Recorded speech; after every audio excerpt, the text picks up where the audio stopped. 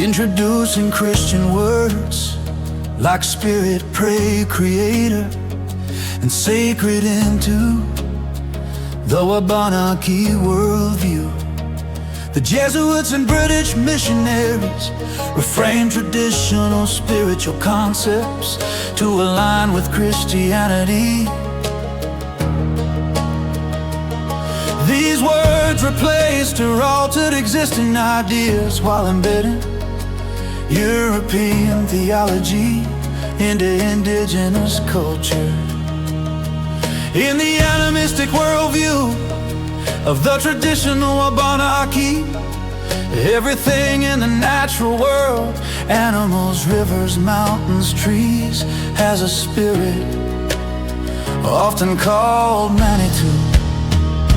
Spirits were alive, autonomous and part of a living, interconnected world. For instance, the spirit of a moose provided its body for sustenance, but offerings were needed to honor its sacrifice and allow its spirit to return to the land.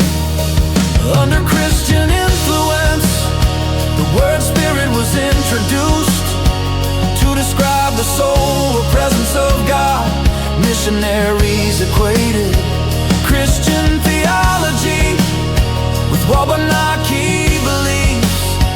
To bridge the gap, the Holy Spirit was likened to the animating life force of nature, but within a Christian framework. Spirit began to replace the Wabanaki word for life essence or Manitou in Christian prayers and teachings. In traditional Wabanaki practices, before hunting, fishing, or other significant acts, Wabanaki people traditionally made offering like tobacco to communicate with the spirits of the land, animals, or ancestors.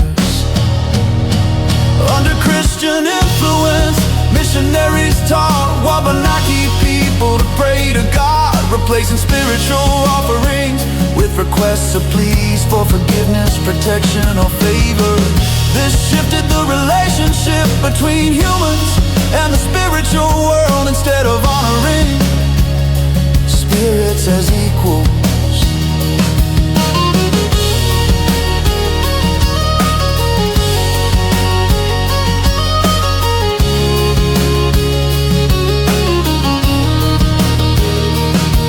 positioned humans as subordinates. It introduced guilt and sin, concepts foreign to traditional Wabanaki beliefs.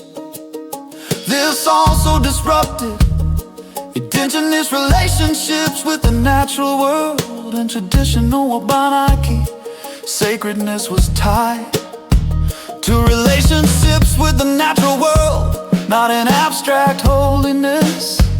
This redefined sacredness as something bestowed by Christianity, rather than arising from relationships with the land. Birch bark canoe might now be described as blessed by priests rather than sacred, because of their connection to the spirits of the land.